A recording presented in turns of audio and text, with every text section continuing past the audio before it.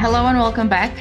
Today we continue the spiritual series and we are talking about rather dark topic, which is the dark night of the soul. And we will touch on what it is, signs of it, and how to navigate it. Maybe we can start with what is dark night of the soul? So I think it's important or helpful to remember that dark night of the soul is a metaphor.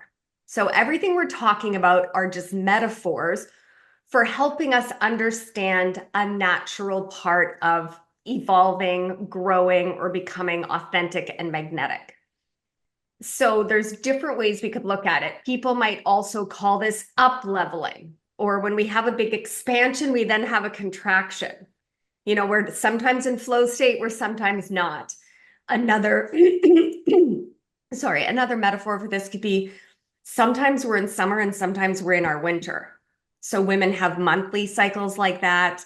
I know right around me right now, a lot of the flowers outside my office window have sort of turned black and they're kind of shriveled up and they're going to fall apart. And then they're going to hibernate for a while they grow the next flower and they're going to bloom again.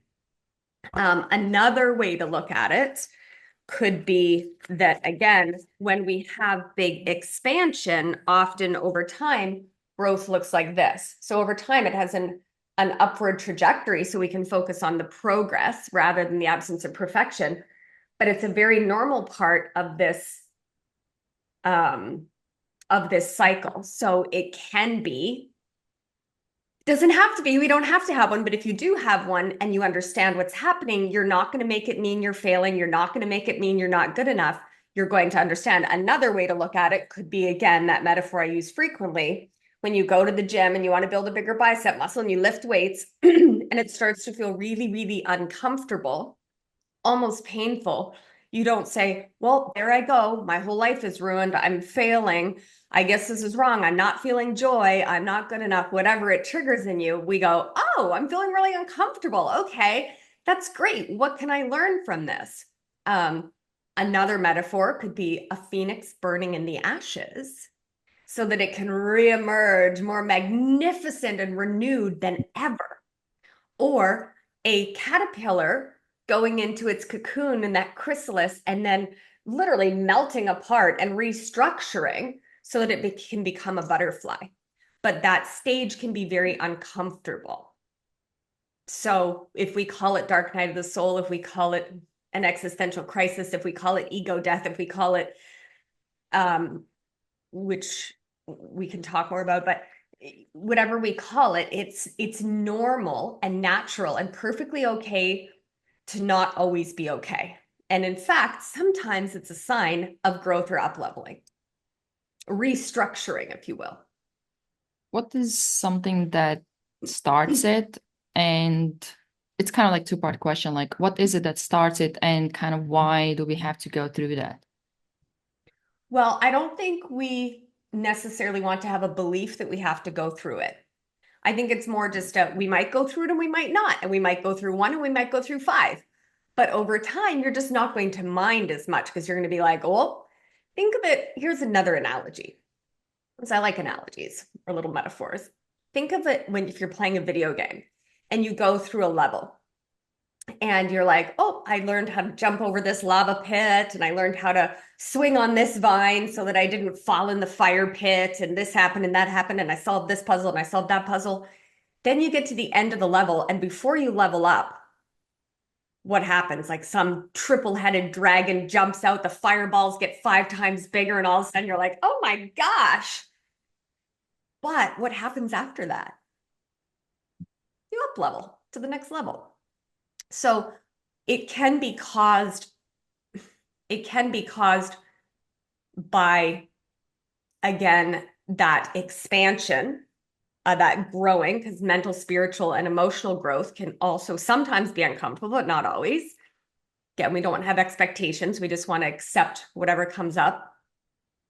Something that people call dark night of the soul, they could often be called ego death. So what else can trigger it is if you refer back to our parts work episode, it would be very helpful to understand this.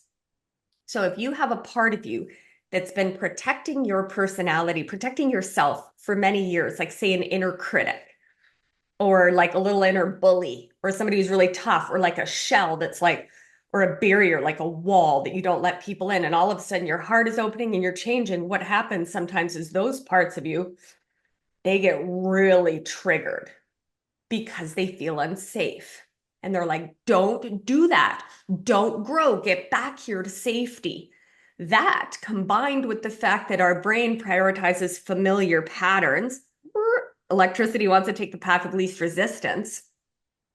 Those things together can enhance those symptoms that we call the dark night of the soul. Now, we don't want to confuse dark night of the soul with depression. It can go along with depression. So we also want to look at, am I eating clean? Do I have a lot of toxins in my environment? Or is this uncomfortable feeling that I'm having more like, oh, I'm having a dark night of the soul or an existential crisis, but maybe you're in a very abusive relationship and what's actually causing your discomfort is that, or maybe you're having a reaction to too much heavy metals in your environment and your brain is malfunctioning and you're having. So again, I like people to look at things from a multidimensional level and examine all the different systems in your vehicle of consciousness. But in this episode, we're referring to that, what people often refer to as up-leveling, dark night of the soul, or spiritual, mental, and emotional growth. Is there a way to, is dark night of the soul the only way to up level? Or is there like other ways? Kind of thinking from perspective of, does it has to be that hard? Does it has to be that painful? No, it doesn't have to. It doesn't have to, but you don't really get to pick. So wherever you are right now is perfect. And so I like to trust if it could have happened any other way, it would have. And we don't want to believe that we have to go through it. We don't want to believe that life is going to be super hard and that it takes lifetimes to heal. And we want to be conscious about our belief systems. So we don't want to believe that. But again, if we look at nature and we look at different cycles of nature, is a flower always blooming? No. And again, can you go to the gym or can you train for one of your amazing half marathons or triathlons? And can you train for those without a bit of discomfort? So, you know what I mean? So it's more our perspective of it. And it's not that we have to believe that we have to have it. And it's not the only way. And not everybody does have them. And some people have several and some people have one. And there's no wrong way to heal and grow. There's no wrong way. So wherever you are is perfect. And again, if you make the discomfort mean that you're doing great and you give yourself extra compassion and kindness and self-care when you're going through that, and also look at what is it teaching you. Like you could, your photons are completely repatterning to a new pattern. So, or if you look at it, if you're up leveling, as it's commonly referred to, anything that isn't compatible with that new frequency has to come up to be purged because it doesn't fit that. Or like I said, or it could be a part of you being like, no, you don't. And that part might be afraid it's being left behind or that it's dying. People often refer to that as ego death. And I understand that metaphor, and I don't think it's wrong or a bad metaphor, but I prefer to look at it as, I don't want the ego to die. I want it to evolve and be integrated and taught more loving strategies. So I had a client who would say, anytime I discovered a new part of myself, I would take it out to the desert and bury it and give it a funeral. And I think that's fine, right? It's like the ego death. I get it. And I think a different way to look at it could be, this part of me is feeling afraid. This part of me is in resistance. And what we resist persists. So if we take that part and we go, okay, well, I'm up leveling and you're out of here, buddy. Boop. that's creating more separation when the goal is integration. Can you talk a bit more on like what does it look like? What does it feel like when you are experiencing the dark night of the soul? Yeah. So again, everybody's different. So it's going to feel different for different people and it's going to last different different lengths of time. Um, but it can feel like you're depressed, going crazy, hopeless, terrified. It can look like any of those things. Um, and again, I want to acknowledge that there can be more than one cause for a particular symptom. So I'm not saying it's always this. That's something I commonly see happen in spirituality and self-help that I think is suboptimal, well-intentioned, but suboptimal. So a lot of times, especially when people are really doing spiritual up-leveling or starting to expand their awareness to, oh my gosh, I'm an eternal being. Um, this part of me that's currently Sandy is actually just like a flash, like a snap of the fingers of eternity. And the ego starts to feel very threatened and it starts to feel very scared because the ego's job is to individuate and protect us. So I prefer to work with it rather than kill it. Because it's a lot. And from like a little micro level, all of your photons, everything, all of your patterns, all of your neural pathways, all of the way your cells work are reprogramming. They have to, particles don't move as quickly as waves, right? So we're thinking, okay, I'm here now, but we often forget to give everything else time to catch up. Can you talk a bit more on that, working with your ego versus killing it? Like, what's the difference and how does each of them look like? Yeah. So I don't think, again, I don't think my way is the best way. It's not the only way. It might not be the way that resonates to you, and that's totally valid. There's lots of great methods, lots of great teachers. So pick what resonates for you.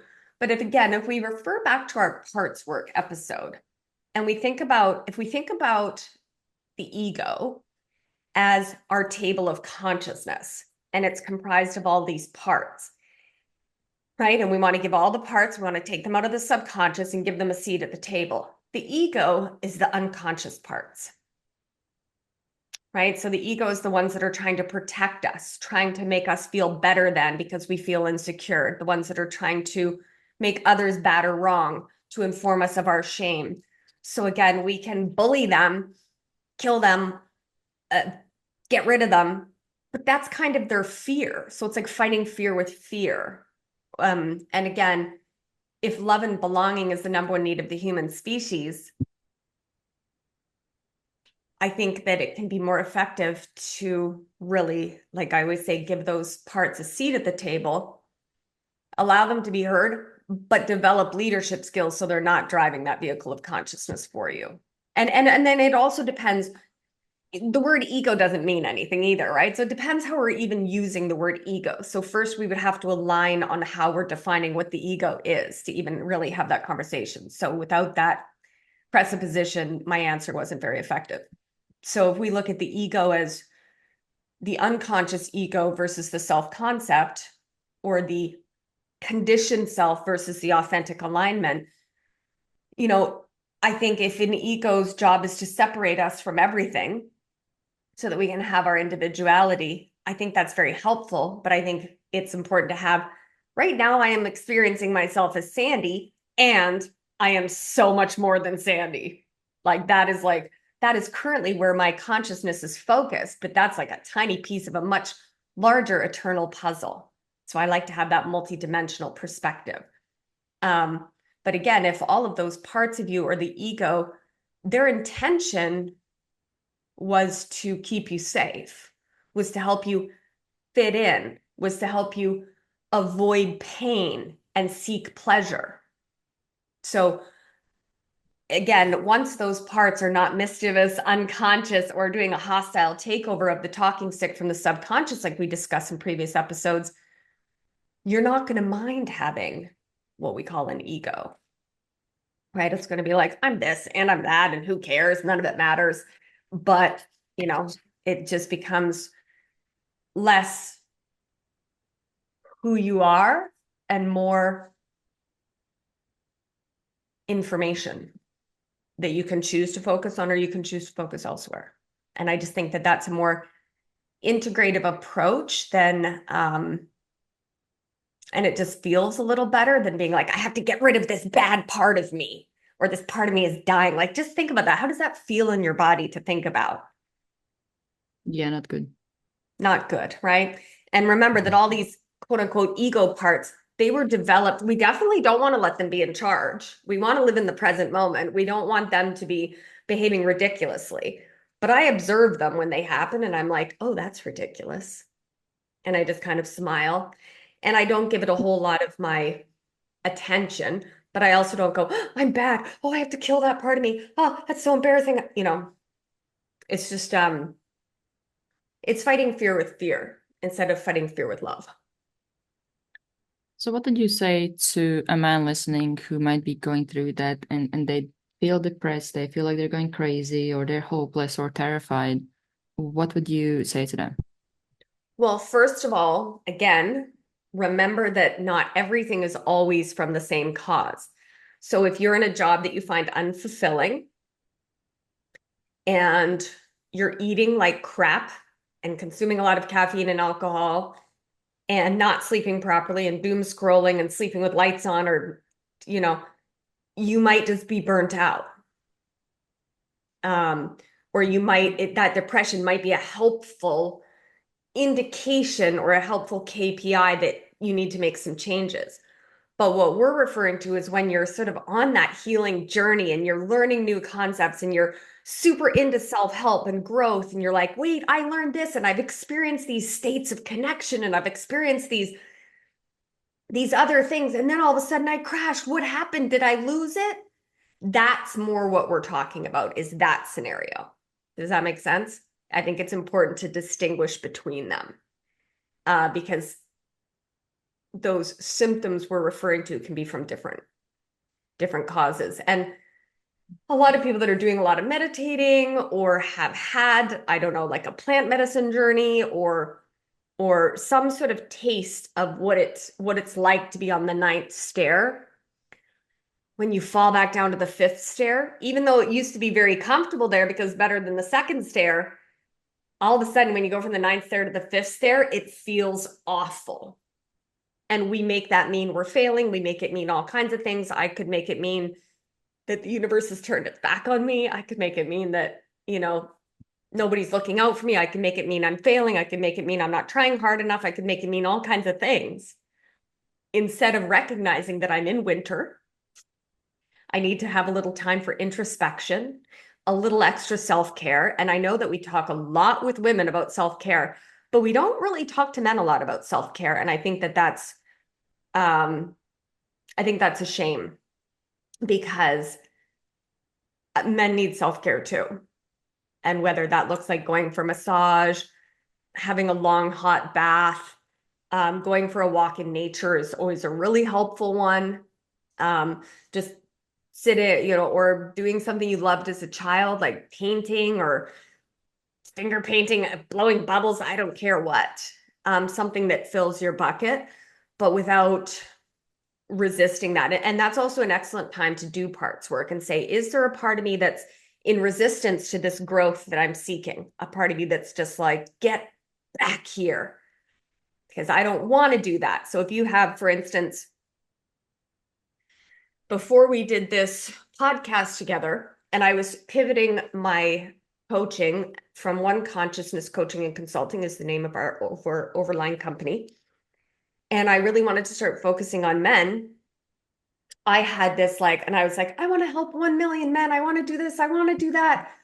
Bang. I had a dark night of the soul. Boom. And it hit me hard. And I was like, what? Like, I'm in so much alignment. This is really aligned for me. It wasn't a KPI that I needed to shift things. So in this case, it was what we're referring to as dark night of the soul. And I realized I had a part of me that was afraid of failure, a part of me that was afraid of success. Those parts had sort of teamed up together and they were like, let's stop this lunatic. Like, I don't trust her leadership. They were like trying to overthrow me. And then there was also limiting beliefs and fear of fear of being judged, like which people now have said to me, and I don't really mind anymore because I worked through it. But people saying like, what business does a woman have teaching men about masculinity? And I still get people every day saying that to me. And I don't mind now. I'm just like, okay. But those were different things that, that again, I was like aligned. I had just spent years literally in retrospection, in contemplation, in bliss, samadhi, enlightenment, whatever, pick your metaphor states. And then all of a sudden it was like slam.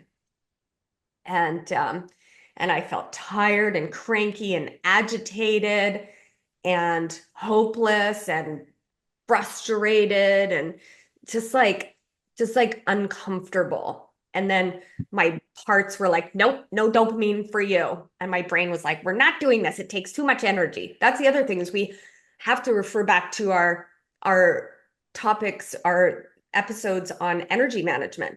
Because if we've always done something this way, and this is what our little particles, our little photons are used to doing, and now all of a sudden we want them to do this, and we want to create new neural pathways, that requires a lot of units of energy. So it also could be a KPI that you're trying to make you're like going to the gym every day, you're doing this every day, you're doing that every day, you're just grinding too hard.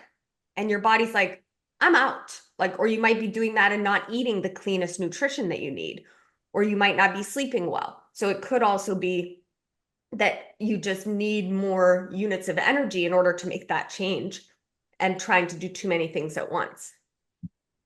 So all of those things are possibilities.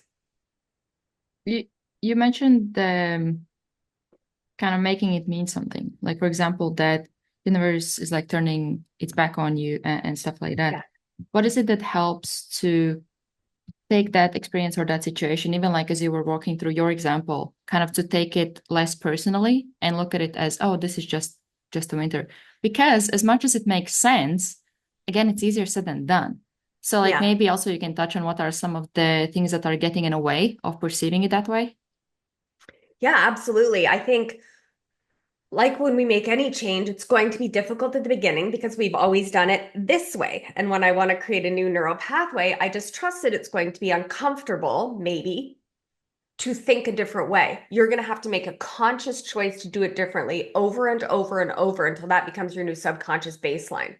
So, one strategy that might be ridiculous, but it worked for me, was when I was in my most blissed out, happy self, which I am most of the time, but I still have winters too. So I'd like to acknowledge that we all have seasons and it's okay not to be okay. I don't want to fulfill those ideals that people have that, oh, that person never, it's not like that. But I'll sometimes write myself letters, or I will put like exactly like that picture that I drew for you. I'll say, remember, learning looks like this. And it's okay to be in winter. And I'll write those things when I feel amazing. And then I'll say, here's 10 things I love about myself and whatever it is. And then you can write it to be and write like a love letter to yourself. I don't know what that probably wouldn't be. Guys are actually kind of good at stuff like that. They pretend they're like above that. But when men are courting women, they're good at this stuff. So yeah, you could put sticky notes. You put sticky notes somewhere like where you're going to see it. I'm a big fan of that method. And that's one of my favorite strategies to reprogram my neural pathways is just forcing myself to look at it. Because again, we want to make a conscious choice to do it differently over and over and over and over until that becomes our new subconscious baseline or our new software and program in the supercomputer. So, and if it really is sticking, like you can't shift, it could be one of two things or something I haven't thought of yet. It could be that part of you doesn't believe it. Like part of you is inviting to be, it thinks it's undeserving, or it thinks part of you might think, or so part of you just there might be something, a fear of abandonment, or there might be something that needs looking at, because if a part of us is in resistance, it's like, again, if we're trying to paddle to this gorgeous new resort that we're going to stay at, and there's like 10 parts of our personality in that canoe, and 5 of them are paddling towards your destination, 2 of them aren't paddling, and 3 of them are in the back paddling in the other direction, you're going to be going, oh, forward, back, forward, back, forward, back, forward, back. So then we would want to address any resistance. And another reason could be, what could another reason be? So it could be that part of you is in resistance. It could be part of you has a belief system, or you just need more rest. Like it's not, or actually, no, here's another thing. Or remember how I often say in a lot of our episodes, it's often the energy behind the action. So if you're like, I have to get over this part of me.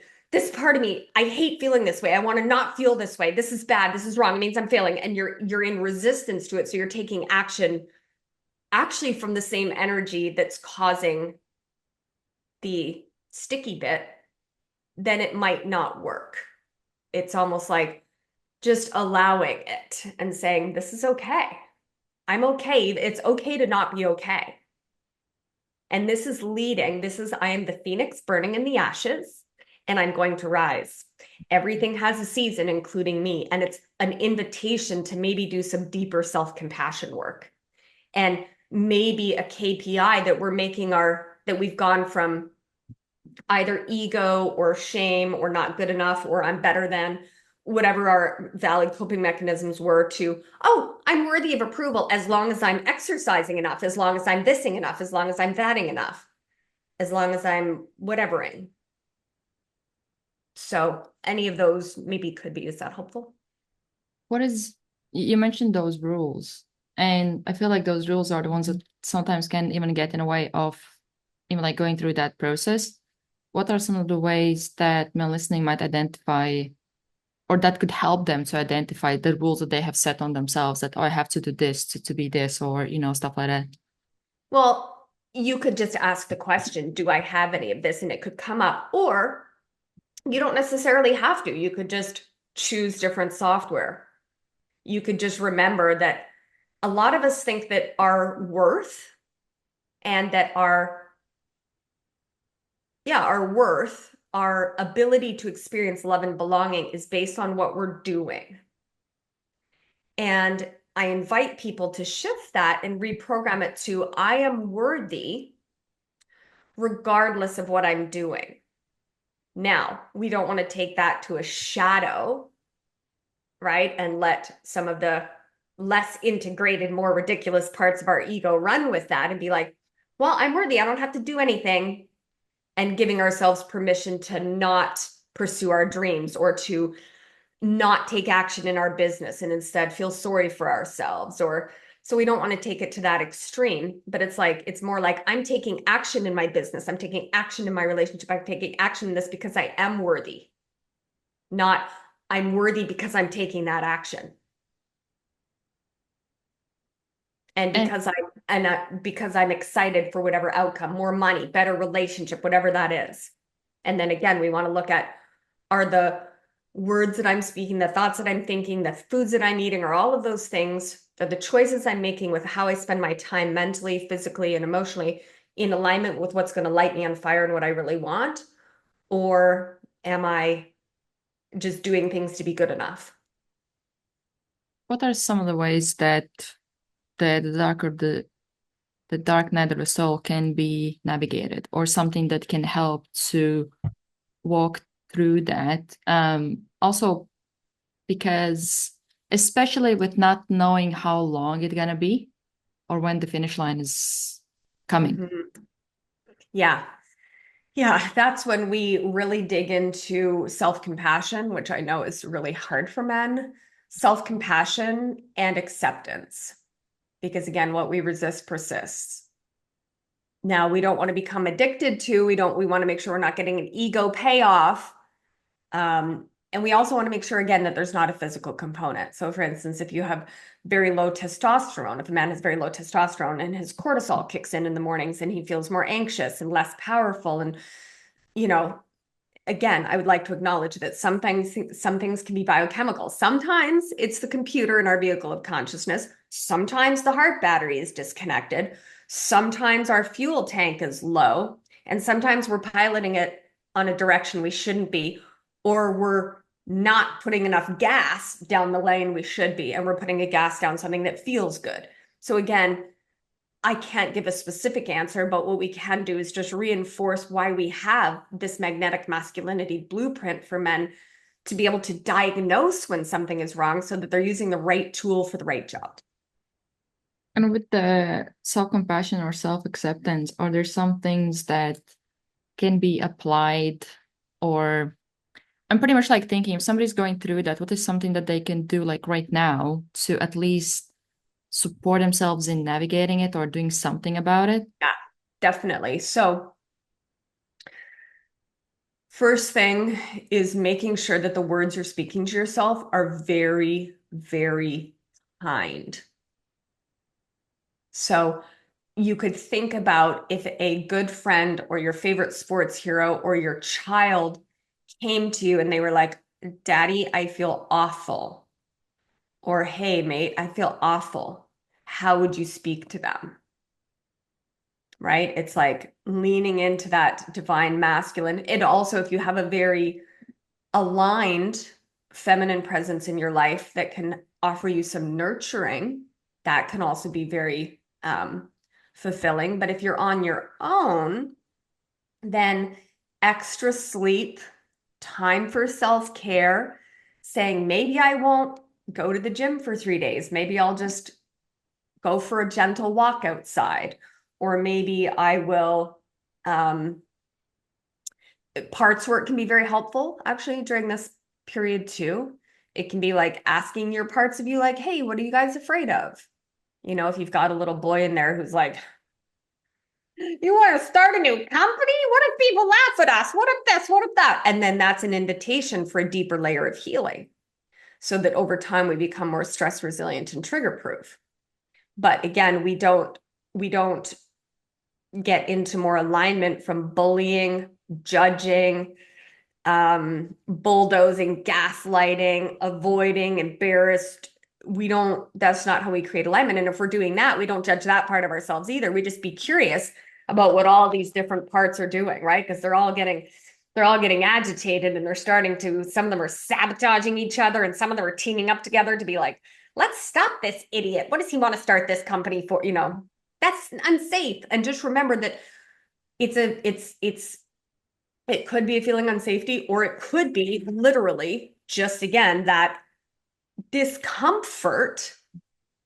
You know, if you're really going to the gym and you're lifting hard, like I watch my husband bench pressing and lifting things that are really hard, it takes a lot of grit.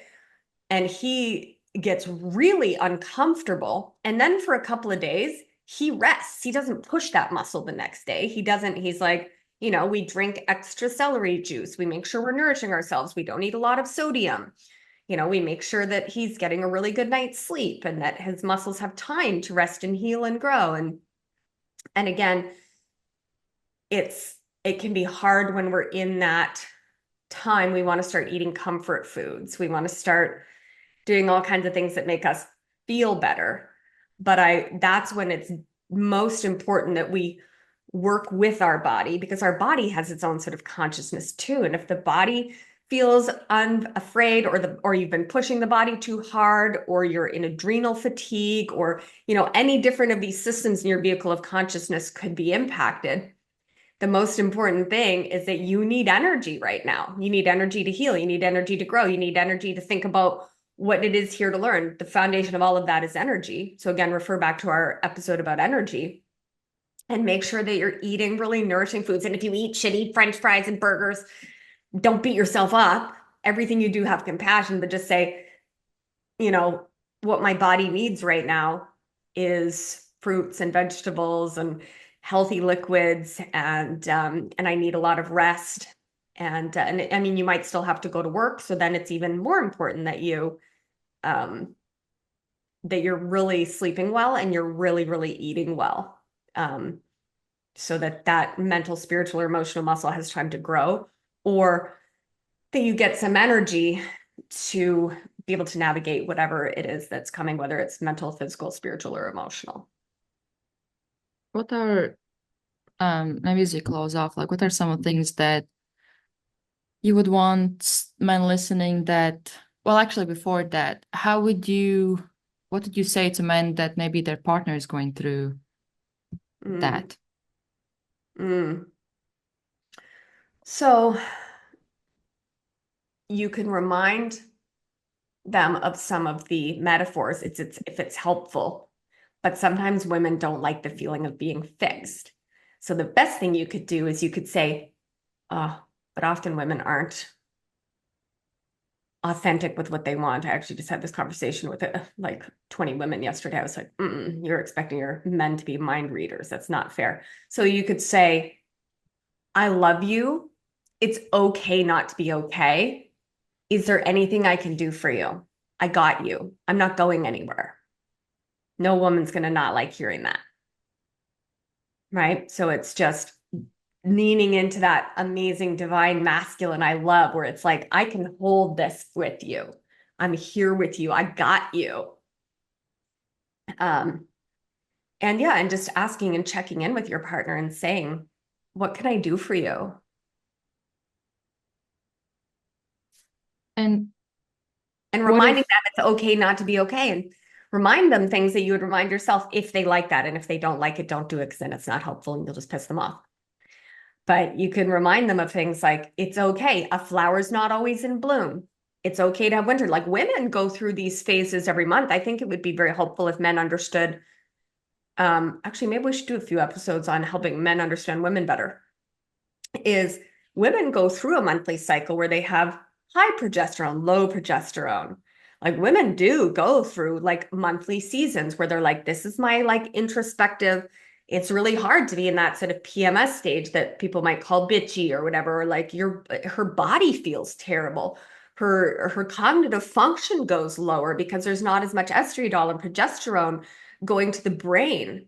They feel puffy, they feel hungry, they feel, it's like it's understanding. And then they're menstruating and then they go through a different cycle and then they're like, woo, now I'm in my summer, woo.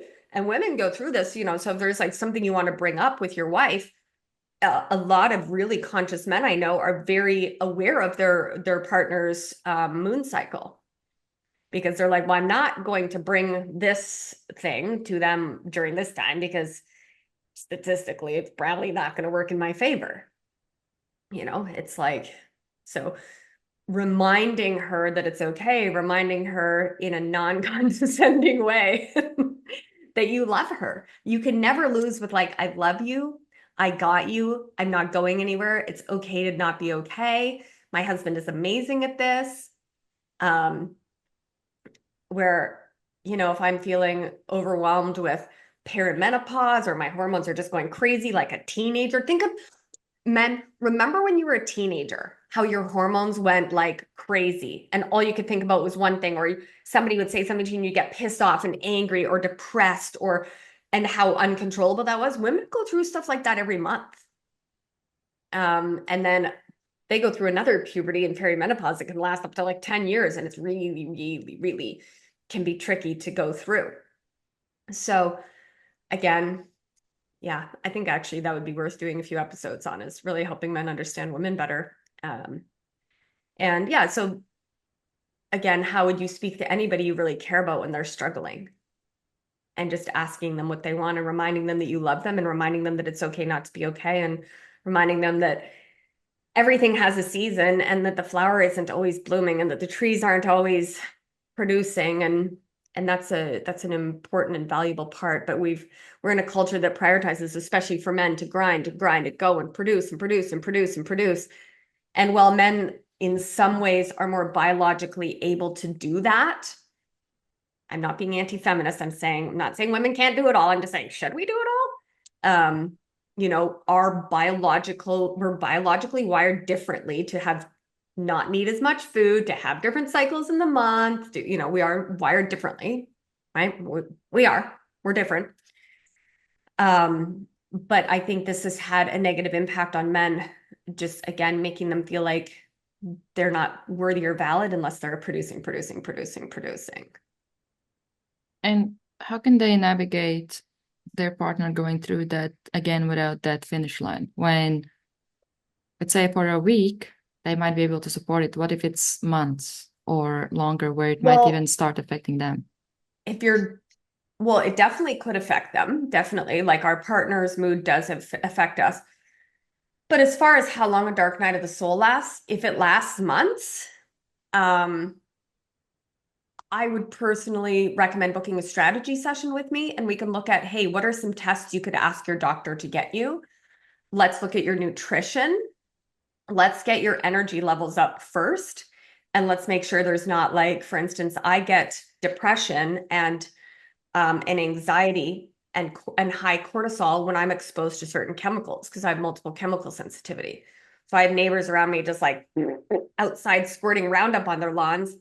It's a neurotoxin. So, it could be something simple like, hey, I've been spraying for bugs in my house, or I'm getting my house sprayed with mosquito spray, and that's causing my brain, or I've been eating out of a lot of aluminum cans. Now I have aluminum in my bloodstream. I have aluminum in my brain, impacting the electricity, the ability of, electricity, what happens to electricity when it hits metal.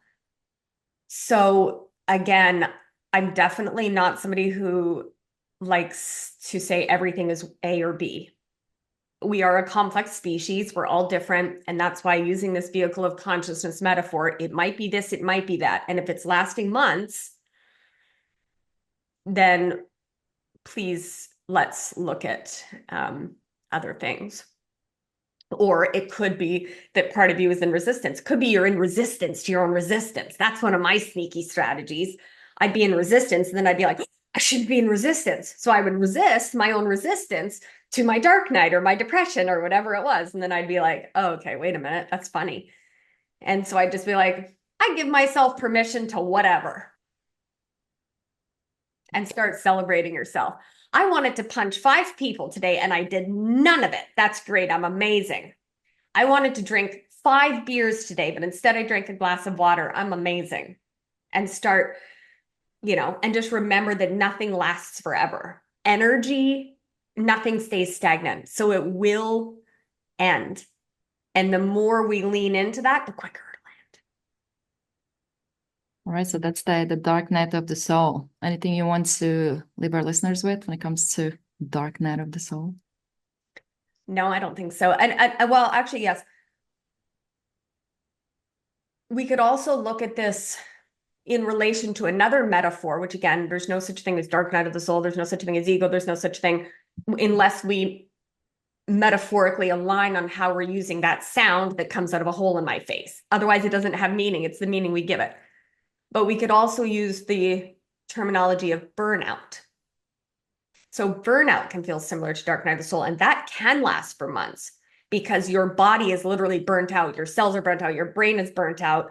And that can actually take months to heal from. So I shouldn't say if it's lasting months, then let's look at also, what those other things are. And so sometimes spiritual mastery, if we want to call it that, is discernment of knowing, am I in burnout? Did I let the tank run out of gas? Did I, was I like burning it on turbo without charging the battery, the heart battery? Was I, is the software outdated and the software can't keep up with all the stuff that I've been doing physically? It's just looking at those models and treating ourselves with a lot of compassion, and again, trying to diagnose and repair which system in your vehicle of consciousness is impacting the other systems. Yeah, well done. All right, so that's the dark night of the soul. Great. And if there's any questions, comments, as always, there's always a link where you can submit those, or you can comment below if you're watching on YouTube. And now apparently you can do that on Spotify as well. You can leave comments there as well. And yeah, anything you want to add? I think that's good. All right. We'll see you next week. Oh, actually, I will add something. We are going to be scheduling the next episodes with NASA physicist and consciousness pioneer Tom Campbell in anticipation of his new book coming out, Primal Male, Primal Female. And we're going to be discussing everything masculine, so you don't want to miss that. And that will probably come out next week.